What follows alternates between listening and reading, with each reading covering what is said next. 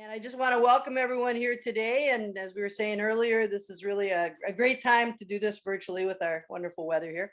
My name is Kathy Heltzer, and I'm going to be the host, facilitator for today. And it's my great pleasure to, the other thing, I'll ask everybody to mute themselves if you could. And there will be an opportunity for questions at the end. And if you have questions as we go throughout, feel free to just pop them into the chat.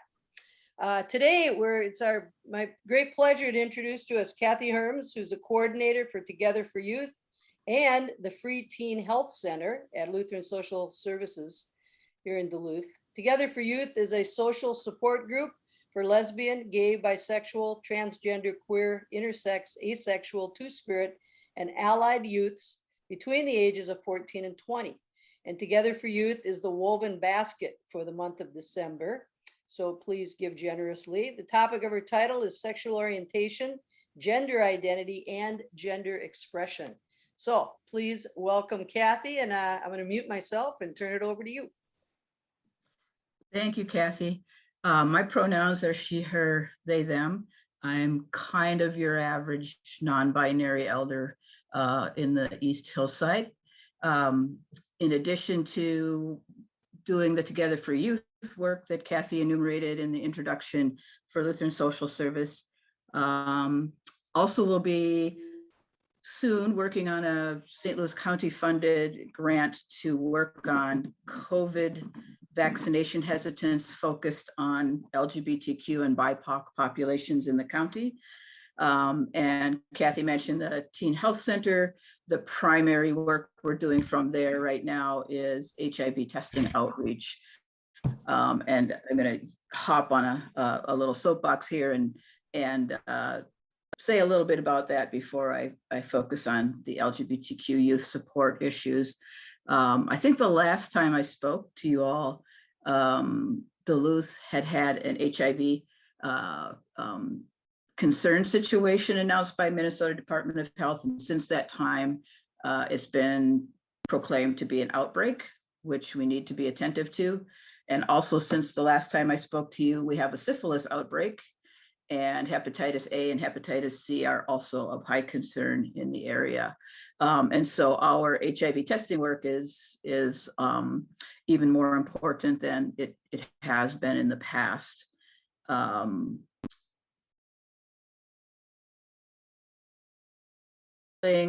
To do our outreach because our Center for Changing Lives building has been closed to the public since April of 2020, but we're doing our best. We have been jumping in on community pop-up testing events and testing quite a few people and getting resources and information out to them. And I'm not sure if you're interested in this kind of topic, but if you are, for a future forum, Sue Purchase with Harm Reduction Sisters here in Duluth would be a great person to hear from. And she was just recently named one of the change makers in the state of Minnesota for the harm reduction work that she's doing here. So when you get opportunities to help break the stigma around HIV, HIV testing, syringe access programming, do your best to help break down that stigma, because we're fighting that all the time in trying to get out there and make people safer. And it does have interplay with LGBTQ support also, because trans individuals, men who have sex with men, have higher rates of HIV that has continued as it has been in the past. So I wanted to acknowledge you as the generous congregation and community members that you are. Thank you once again for having us be one of the recipients of your woven basket giving. We have worked with money that you have given to us over the past 2 years during COVID to continue to reach out to young people. And what you're seeing is an image of Cayman, our facilitator of the Together for Youth group, in the middle of COVID safe care packages there on an assembly day. And on the left, you can see one of those bags. So with donations from lots of generous individuals, your congregation, a few other congregations, we've we've probably spent a couple $1,000s on getting items like the ones you see in this image. Your congregation in particular was helpful on care package number 2. It was the Pride care package 2 prides ago. We got enough cash from you all to buy $25 Super One gift cards, and we got 5 more to fill out our 40 care packages from other donors. And then I'll just say that the donation we received from you last year in terms of how we made use of that, we've been in this extended period of COVID and being stuck at home, we've been trying to turn our fine young LGBTQ youth into readers of real books that you can touch. And so some of the cash that you and others have given us, we've been trying to build up a little bit of a library. So here's one of the books that we've gotten. It's called A Quick and Easy Guide to They, Them Pronouns. Got a whole bunch of them. So we're putting them in care packages. And another one, A Quick and Easy Guide to Consent. Again, we got a lot of these. We're sticking them in the care packages. I know that your Our Whole Lives OWL kind of sex education programming that you do is really good about touching on all identities and also touching on the important issue of consent. And then I've got a big stack of young adult books here. I'll adjust my camera a little bit. There's actually at this point in time a very rich selection of books by really great writers that are geared toward teens and young adults. And so I went to Zenith Bookstore and ordered that big stack. We're going to try to do a bit of a lending library amongst the kids, and hope to also purchase some more titles, because there were way more titles than I expected to see. And if you're interested in young adult literature, or even if you're not, to pick some of those out, just look up LGBTQ young adult literature, and the library has a great selection of young adult literature for LGBTQ young people, and read a few of those. You will learn a lot. And one of the things I learned, because I typically don't read the young adult books cover to cover. I recommend them a lot, but I typically don't read them, but I have been reading some of these, and I'm noticing 2 things. One is kind of heartbreaking, that in probably half of them, there's a very tragic storyline. There's, a kid getting beat up, or kids being kicked out of their family homes because of their identity. Those are very typical and true experiences. But I worry about our young people reading too many of the young adult books that have those really tragic storylines, because they're fighting their own tragic storylines for real. So I was happy to see that there are a smaller amount, but some writers are just writing about LGBTQ characters, and they get to be the heroes and the normal workaday people, and not necessarily victimized in some way. So it's good to see that some of those are surfacing. And I would say that we have seen the kind of the same pattern in movies too. When LGBTQ movies were coming out, or movies that had LGBTQ characters, they were often murdered, they were murderers, they were the bad characters in so many movies. And we're seeing a bit of a shift in that too. So if you're curious to learn about the culture, the lines of thinking of young people in general, LGBTQ in particular, grab a young adult book. The last 2 that I happened to pick had young people who identified as asexual and panromantic, and they were like heroes in the world of social media. So that's kind of an iconic hero figure now in the world of young people, to like get lots of hits on their social media things that they create. I wanted to acknowledge Shirley Duke. I'm guessing many of you, most of you knew Shirley. Shirley passed last month. Shirley facilitated Together for Youth from, I believe, 1996 through 2009 or 2010, I believe. So a 14-year run of supporting young people through the weekly programming that involved the informal social support group, which we're still doing that part. And Shirley was out there doing the hard work of trying to convince people to have her and or some young people come do presentations. I know she worked like 10 years getting into Two Harbors High School. And I've actually worked with some of the records I found from Shirley's long tenure, like the attendance sheets. And I'm doing my best to create a cumulative list of young people who were in Together for Youth. And it's hundreds.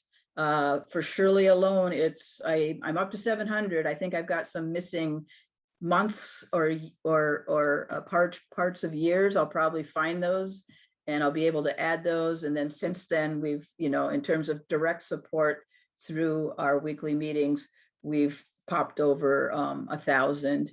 And now in the era that I'm involved in, we've got social media. And so that's a whole nother level of connecting. So we still have the in-person part of it, but we're also connecting online.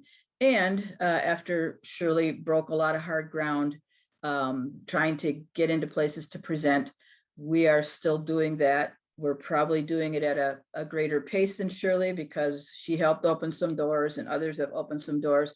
But I will also say it is really still hard. I don't know if I'm fighting as hard as Shirley did to get into some places, but it typically we don't get in at all, or we don't get in until a school is having to reckon with supporting a transgender student.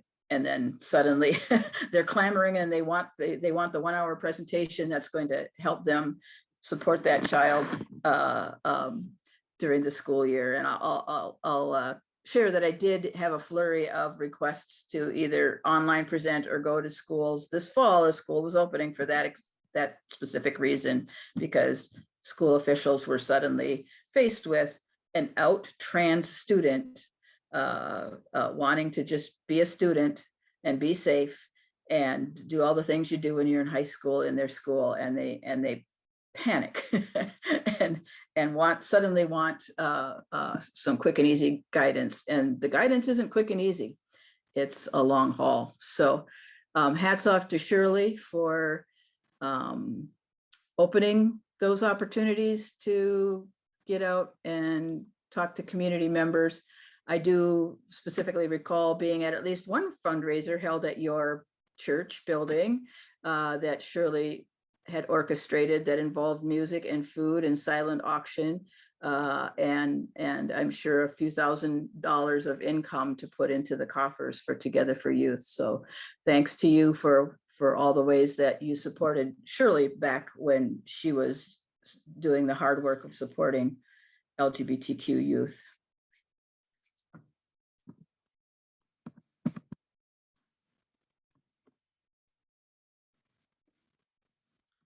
So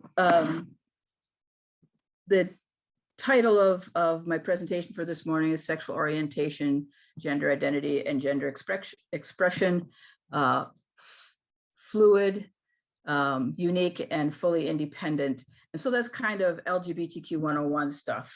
But I do want to get to some of the like 201 stuff and touch on challenging the status quo, so to speak, touch on helping to change systems, because I think it's about time we as adults took that responsibility on to a greater degree, because our young people are trying to do that, and they don't have the power, positions, and privilege to be able to make a lot of those changes. So they have helped us try to learn some of these 101 things that I'll share with you. And hopefully we can help them out by pushing against some of the systems that make it difficult for them to be normal, beautiful, lesbian, gay, bisexual, transgender, queer, questioning, allied, intersex, two-spirit, demi-boys, demi-girls, and all those other normally and beautifully identified young people who are out there. So sexual orientation, first off, person's physical, emotional, aesthetic, and other forms of attraction to others, being very open-ended here and not qualifying who those others have to be, ought to be, should be. And sexual orientation is something that's been a part of our social consciousness and conversation for decades now. We're fairly good at reckoning with diversity in sexual orientation and lifting up the lives of people of all sexual identities. I guess I'll also,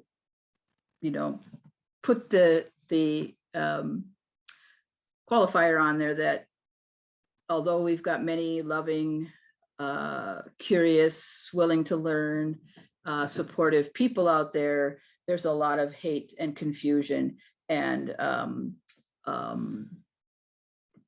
violence being perpetrated toward people of sexual orientations that don't fit our binary notions about how things are supposed to be. And I'll say our binary supremacist notions about how things should be related to sexual orientation.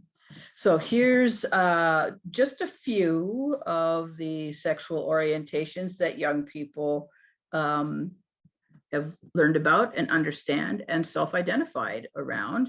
And so you may have heard some of these words being used by younger people or adults in your lives.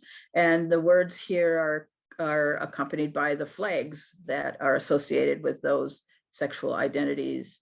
So bisexual on the bottom left side, asexual, pansexual, polysexual, and lesbian as some examples. This is by no means a complete representation of all the sexual identities that people recognize in themselves and have named. And there are many unnamed identities that people are experiencing.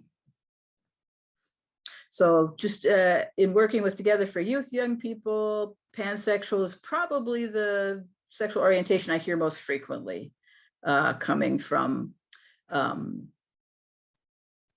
people when they're young people when they're introducing themselves to one another. And maybe surprising, maybe the second most frequent one is asexual.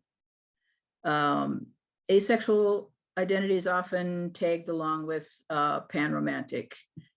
So a young person indicating that they are not feeling sexual attractions to people. However, they feel romantic connections or attractions to a wide variety of people, the pan part of panromantic. And then gender identity, that internal sense of self, of your being a girl or a woman or a boy or a man or neither of those or both of those or some totally different gender. And I'll use myself as an example. I'm genderqueer. So I identify sometimes in a womanly way, sometimes in a manly way, sometimes in between. I'm a tomboy. I'm a female-bodied person. I'm not a man. I'm not a woman. I'm a tomboy, or I'm a genderqueer person, to use a more contemporary word. And here's some gender identity terms. Actually, one of them I'm going to boot out of here, and I'll give you the reason why. So starting on the lower left, transgender, non-binary, gender fluid, gender queer, intersex, I'm going to push out of this little array, and agender. Again, these are not all the possible gender identities that are out there. These are some of them. Agent or intersex, I want to pop out of this because it's not actually about gender, it's about sex or your anatomy. And we'll touch on intersex coming up in a little bit here. And there you can see the accompanying flags for these particular gender identities. And then gender expression, how we physically manifest, how we're experiencing our own gender through clothing we choose to wear, hairstyle, voice, or body shape, accessorizing. There's all kinds of ways that we have the capacity to express gender, and I just have some images here that represent different ways of expressing gender.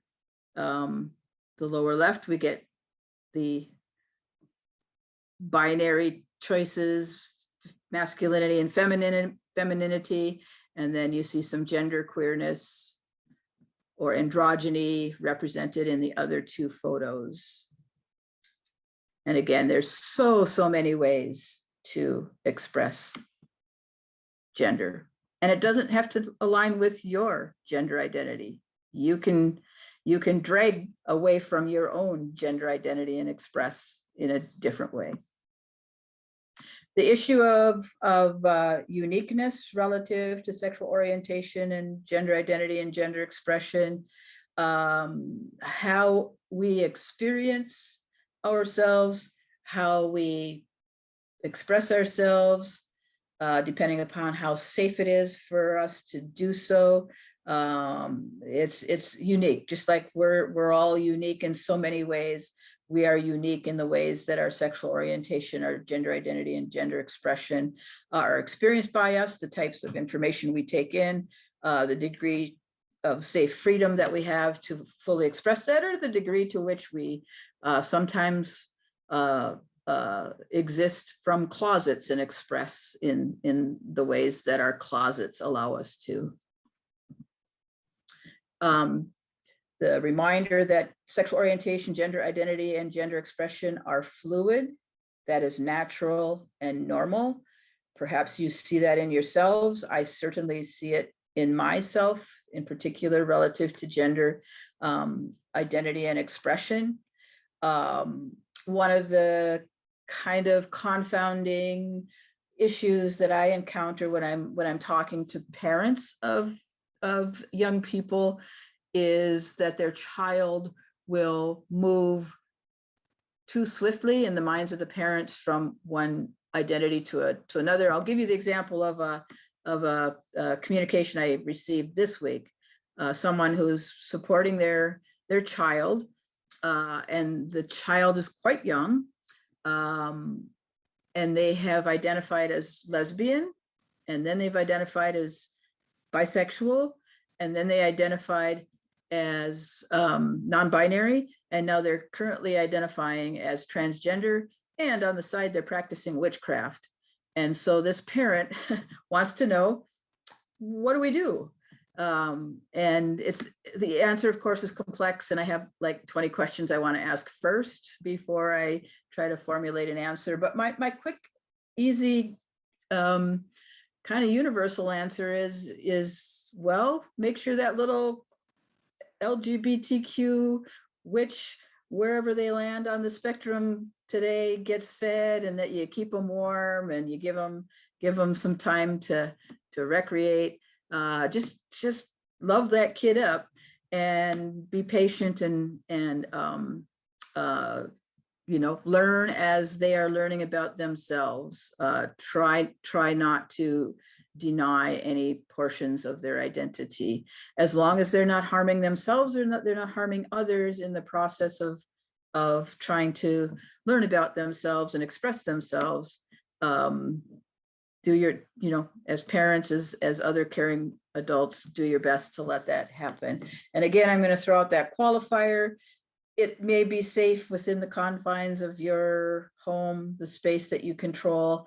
You may have to jump in and protect this child. In other instances, you might have to convince this child to reel it in, because it's not safe everywhere for a young person to talk about their non-binary identity and try to express it. So it's a tricky time.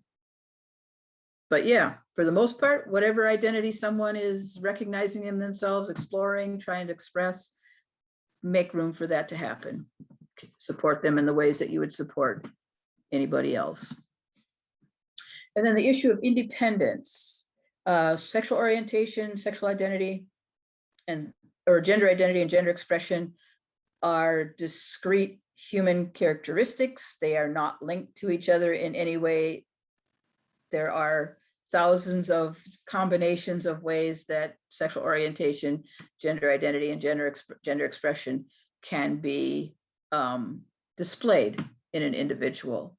So being trans does not automatically make you gay, which is a misconception a lot of people have. If they meet someone who introduces themselves and says they are transgender, a lot of people just automatically assume that they're gay too, that they somehow are the same or they go together in some way, and not necessarily the case. You certainly could be a trans person who's gay, but you could be a trans person who's straight, or you could be a trans non-binary person who's pansexual, or you could be a trans person who's asexual, and likewise be a cisgender person. If you're not a transgender person, you're a cisgender person.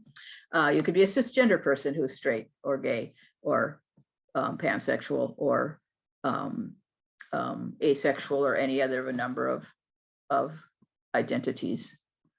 So I see there's a chat in there. Kathy, is that a question or just a comment? Yeah, I was just saying, telling people to feel free to post any other questions. I was gonna say though, why don't you, for people that might not know, just define what cisgender is. Yeah, cisgender is a person who's sex assigned at birth. So let's say you were proclaimed a little male baby upon birth, aligns with your gender identity. So as you were growing up, you were using the cues you're getting from the little world you're growing up in, and identifying as a boy. You probably hear a lot of people calling you a boy. So that helps if you truly are cisgender, and it's really problematic if you aren't cisgender. But let's say, yes, you do have male body parts. You are perceiving yourself as a boy, and you have learned from the world around you that boys express in a masculine way, and you feel pretty compelled to express in a masculine way also. So those three things align for you: your sex, what your body parts look like, your identity, what your brain is telling you about yourself, and how you feel compelled to express yourself in the world. Likewise, if you had female body parts upon birth, you were proclaimed a little girl, and you were feeling that as you were growing up. You felt like you were a girl based on what you were picking up from the world around you, and you would express primarily in a feminine way. Those things line up for you. If you're not cisgender, you're transgender.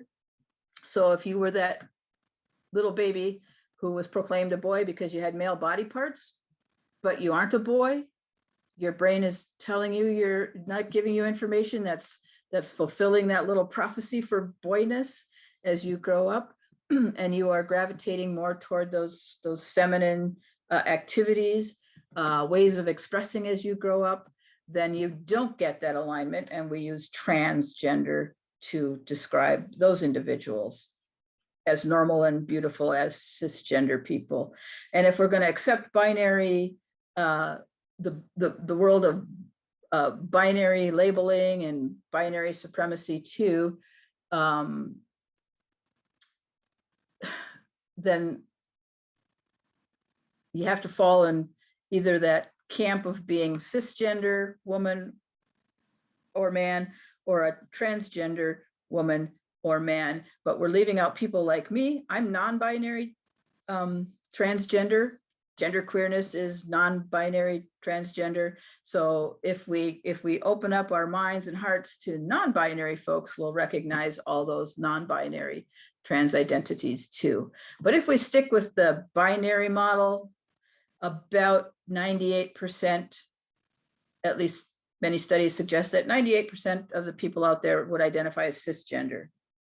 Probably most of you listening. And, I think it's like 1.8 to 2% identify as binary transgender, which is about as common as redheadedness in the population. So still, that leaves a lot of binary trans people out there in the world, whether they can live into that or not. So I hope that didn't confuse more than clarify.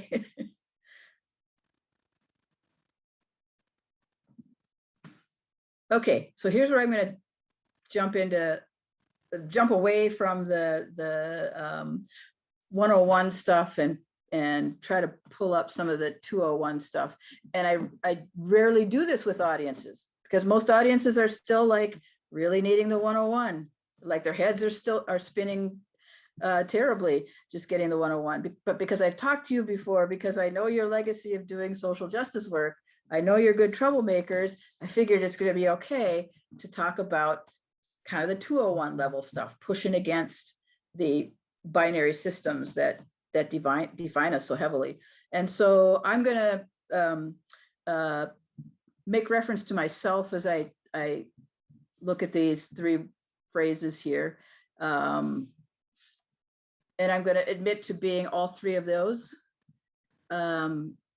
I really aspire to be a binary supremacy deconstructionist, but I'm really hard. And I'll say that binary supremacists relative to gender, identity expression, and sexual orientation do a lot of damage to people, young people in particular. There's a lot of costs to upholding the rules of binary supremacy around gender and sexual identity. And there's a lot of benefits to be derived if we can be binary supremacy deconstructionists, like I aspire to be, because that means we get out of the way of young people who just are supposed to be developing in the way that young people develop as social organisms, and also as learners in schools and workers in fast food places and all the places that young people start learning how to gain financial independence. So binary supremacists, these are folks who claim that there's only two ways to be, whether that's related to sexual orientation or sexual or gender identity or gender expression, or simplifying the argument to race, white people and people who are not white, ability, people who are able-bodied and people who are not able-bodied, socioeconomic status, very simplified ways of looking at the world, splitting the world into us and them. And as a sexual orientation and gender identity minority, I'm not a binary supremacist in those regards, but I certainly am relative to race. I don't challenge white supremacy systems enough to say that I'm not a binary supremacist, because I let so much of the status quo go on. I'm working on it, but I have a long way to go. So binary supremacists are advantaged by the status quo, try to keep the status quo in place, try to divide the world up into two categories and proclaim one of those categories as superior to the other, and then benefit from that position of superiority. So as much as I don't like the sound of it, I see myself being still a binary supremacist in a number of ways, because I'm working, but not super hard at breaking down the systems that feed racism and other forms of dividing up people. Non-binary supremacist, I think you're enabling me to do that today, where I am lifting up the lives of LGBTQ plus young people, many of them non-binary in identity, and I really appreciate these opportunities, and I work hard at trying to lift up the beauty and normalcy of all the young people who we end up working with through our programming, and in particular the youth who identify as non-binary by gender identity, non-binary by sexual orientation, non-binary by gender expression, which gets them in trouble, because that's where they endure a lot of bullying in school and in their workplaces and other places around the community. So yeah, I really do at times become a non-binary supremacist at times like this, and when I have other opportunities, but I really do want to step back and not necessarily say that non-binary kids, they're darn cool and they're really resilient and really awesome and smart and creative. But yeah, binary kids are cool and awesome and resilient and creative too. So I really want to lift up all kids, LGBTQ kids, straight kids, cisgender kids. But yeah, sometimes I get my non-binary supremacist pants on and just want to talk about the LGBTQ kids and lift them up. But really what I want to be doing is be a binary supremacy deconstructor, constantly be leaning into those rules that keep us divided into typically two groups of people around a variety of identities, and really push against the setup where one of those groups of people in the pairs is superior to the other, because that power and privilege does a lot of damage to children and adults as well. So yeah, I'm often using the phrase crush the binary, and that's part of my binary supremacy deconstructionist behaviors, I think. So I don't know where you see yourself in these three ways of addressing the bigger world around us. But I certainly see myself with some turf in all three, and just trying to keep working, and really trying to change some of those bigger systems out there. And I appreciate you as a congregation for boy, really pushing on things out there, because I know y'all have been standing on the corner of Lake and Superior with us on Transgender Day of Visibility and Transgender Day of Remembrance. And that's pushing. Kathy, there was a couple of comments. One is, seems to me there is little hope of getting everyone, probably myself included, to understand and be aware of all the sexual orientations there are. What is important is that we understand that there are differences and that we have tolerance of people that are different than we are. Your comments, please. Oh, amen to that. Yep. We're all deserving of fulfilled basic needs, of feeling like we belong in this big old world, in all the places that we would like to be, and we all deserve to be safe. And what that person just laid out there fits into that so nicely. Really, I would just assume not have to be doing all these terms. I wish we could get post-term. There's a lot of, I think I'm seeing the front edge of that with the young people I work with. They don't want to necessarily come out and label themselves. They want, they're like, why don't heterosexual cisgender people have to come out? Why do I have to come out? So yeah, I hope we get to the point where we're not fixated on these terms, because that's not the be all end all accomplishment in doing right by people. Accepting us for our diversity and beauty, making sure we feel significant, making sure we feel like we belong, making sure we're safe.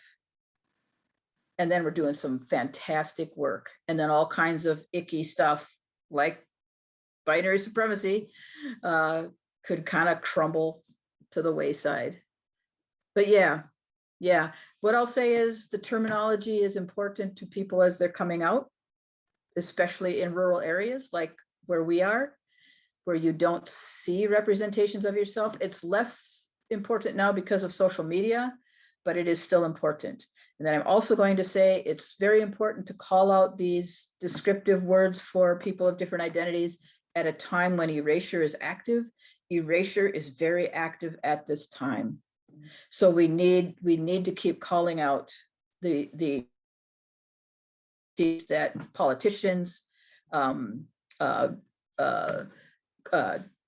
church figures, parents, therapists are trying to deny even exist. So it's not a time where we can totally let go of those learning the words and using them appropriately, respectfully. But yeah, I agree. We need to see beyond those terms and just get to know each other and be decent to each other, as the kids say. That's their tagline for cultural competency when I try to explain cultural competency to them. Also, the other comment was that Cedar had said that you just have done an awesome explanation thus far. It was actually the slides before this one, but Cedar really appreciates what you've said. Okay, I had mentioned that there's costs to upholding the status quo of binary supremacies, in particular around sexual orientation, gender identity, and expression. And I see those costs all the time in the young people we work with: the isolation, the depression, the anxiety, the self-harming behaviors, the inability to stay attached to their school communities, the inability to leave their bedrooms sometimes. So when young people are facing a world that doesn't see them, or that sees them and insists that there's something different, we're doing a lot of damage. And I think about right now our young people in schools, for example, trying to ask for and get gender neutral bathrooms, trying to ask for and get data collection systems that recognizes their pronouns and their gender identities. The kids are asking for those things, and we should be doing that for them. Adults should be fronting those asks. There's a little bit of a shift happening where there are adults being more proactive, but like I mentioned earlier, I got asked to go to a number of schools because of them having to support trans students. A lot of times schools are not being proactive. They react when there's a trans student standing on their doorstep or a non-binary student standing on their doorstep. So yeah, there's a lot of harm happening as we uphold the binary supremacies around sexual orientation and gender identity and gender expression because of the bullying impacts related to that. The benefits of deconstructing binary supremacies of all kinds, but in particular those around sexual orientation and gender identity, is that we've got young people who have the capacity to just become the adults that they deserve to become, educated in the way that they want to be educated, working at jobs that are fulfilling to them, and giving back to their communities. But if we've got young people who are in such isolation and gripped by extreme mental health issues, they can't even enter workforces. They can't even finish school. So if we can break down those binary systems that dog our young people, we're going to have these awesome, creative, resilient people entering our adult worlds and changing workplaces. I hope I live long enough to see some of that. A little bit of that's happening now, but there's still too many of us elder characters holding the status quo in place. But yeah, younger workers are changing that. So the great benefits of keeping people in our own communities, preventing them from fleeing down I-35 and going to Minneapolis, St. Paul. Because you know what? They want to be here. Many of them really, really want to be here, but they can't. Okay, I know I'm getting close to time here. So I'm going to just do a really quick exercise here on breaking the binary. So this is actually a little tool I created for the girl power kids at YWCA. And they latched onto this very, very quickly. So looking at these human characteristics labeled across the top, we can look at them in a binary way and insist that everybody's either female or male. In terms of gender, we could look at gender in a binary way and say everybody's either a girl or woman or a man or a boy. In gender expression ways, either everyone's feminine or you're masculine. And sexuality, you're either gay or you're straight. So there's our setup for binary supremacy, because looking at the sex category, who's the superior there? And I'm not saying should be, but just in our traditional way of upholding binary supremacy notions. And in terms of gender, who's got the superior ranking there?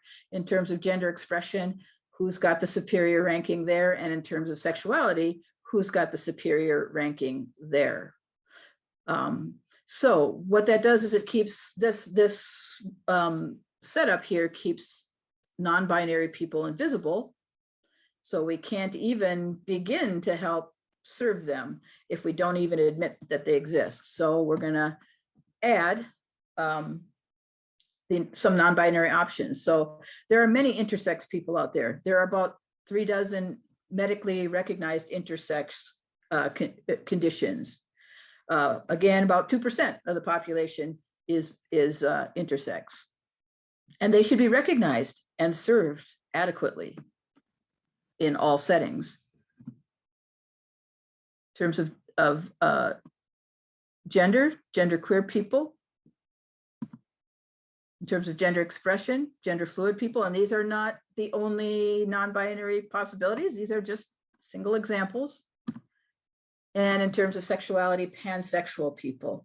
So it is so important to break through those binary systems and recognize those non-binary people who have always been here. They're not brand new inventions by anybody. They've always been here. They've just been in closets of varying depths. And sometimes they are able to come out and sometimes they have to retreat very quickly back to the safety of those closets. I'm gonna go back to intersex. There's those approximately 36 different recognized intersex conditions. And I know I'm right up against 10:15 right now, so I can do a 20-second pop through some graphic tools used to explore gender and sexual identity and be done, if that's okay. Yeah, why don't you go ahead, and if anybody that's on this is actually planning to hop in their car and drive on the icy road to the UUCD, go ahead, do that right now. But otherwise, you can go on for another 5-10 minutes if you got some stuff. And also, if people have any questions, pop them into the chat. Thanks, Kathy. Yep. So I'll just share with you some visual tools that are used a lot of times with young people, but also adults use these to recognize that there's more than just two ways of being in terms of gender identity and sexual orientation. And so this just a graphic image indicating that gender is less like the masculine feminine representation there with the blue and pink, and it's more like that wild conglomeration of all kinds of different colored individuals. And here you're going to get a little history on tools used to try to understand the fluidity, the spectral existence of some normal human conditions here. So gender Gumby is that's one of the earliest ones I've seen. So someone used that little icon from the 60s, I believe, probably. And since gender Gumby was all bendy and all, it was a really good item to use for representing fluidity. And so you can see they're looking at assigned sex, gender identity, gender presentation, sexual orientation. On the two sides, they've got the binary choices or options for those identities. And then in the center, they've got a third option. In a couple of the cases, they're non-binary options. Bisexual is actually built from the binary. So this acknowledges non-binary identities, but not enough of them. And then the next tool that emerged out there is genderbread person. And spiffed up the graphic a bit for the visual learners out there, and using the arrows, kind of trying to represent a little bit better the fluidity, the spectrum type of reality of these identities. And this one, the way I see young people using this, they grab a pen and they sit and read it, and they mark on the line where they think they fit. And they just go down the line, and then they'll sit and start using the words about themselves. as they have gone through this little exercise. Then genderbread person got one-upped by gender unicorn. And here you see one of the arrows got knocked off. The little starting point with the circle, then the arrow. And this a bit better represents the spectrum or the fluidity.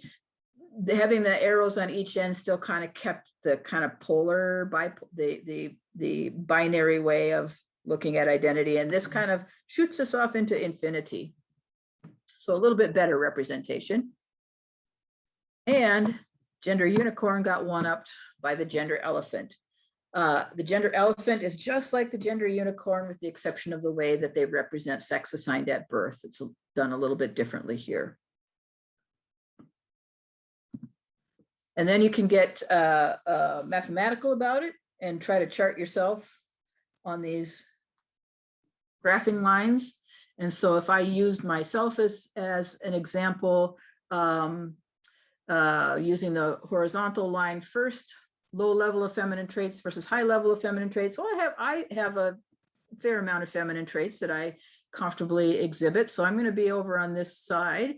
And then the vertical line, high level of masculine traits or low level of masculine traits. I also have a significant number of masculine traits that I feel comfortable expressing. And so if I extrapolate, I'm like here. I'm an androgynous person based on this little tool, if that makes sense to you. So you could do the same for yourself, kind of see where you fit in. And then a similar representation, just using some different terminology. When I use this one, I end up here as a gender non-conforming woman. All normal and beautiful spots to be on that particular set of quadrants. And to make things even more amazing, here's a graphic with a lot of words. Romantic attraction is enumerated here with a whole bunch of words. Gender presentation, gender identity, sexual attraction, physical biology, and even species identity, being human identified, other kin identified, non-human identified. And all these things would function independently of one another. And I had a man who was working with me as an intern when he was doing some coursework at UMD, Joe Lindgren. Maybe you know Joe. He's a big nerd, and he quickly did the math of this one and figured out there were 18,000 some possible different combinations just using this particular array of human identities. So aren't we awesome? And then just closing off with these great kids here expressing themselves with their flags. And this gives me a little warm fuzzy feeling. This is a site that you will see at the Pride Festival in September down at Bayfront Park. There are young people, many of whom are from smaller towns around the area, and they get to come to Pride Festival and they got some cash in their pockets. And what's the first thing they go run and buy? They go get one of these flags. And then they run around with them around their shoulders like this, like queer little superheroes, just having the grandest time at the Pride Festival. And as exhausted as I am after a long day of sitting in the elements, to see those kids running around with their little superhero flags on, just kind of gets my engine running again. And I'll say that this is now seeped into middle schools where the kids are bringing their flags to school and they wear them in school. And it's become a problem, unfortunately. It's not a problem, but it's become a problem in the minds of some of the adults at schools that these children are wearing their little superhero flag capes in school. But yeah, more power to them as they find more and more safe spaces to fully be themselves. And hopefully the adults that are afraid of these flags will chip away at their fear, and more power to them to become less afraid, caring, supporting adults.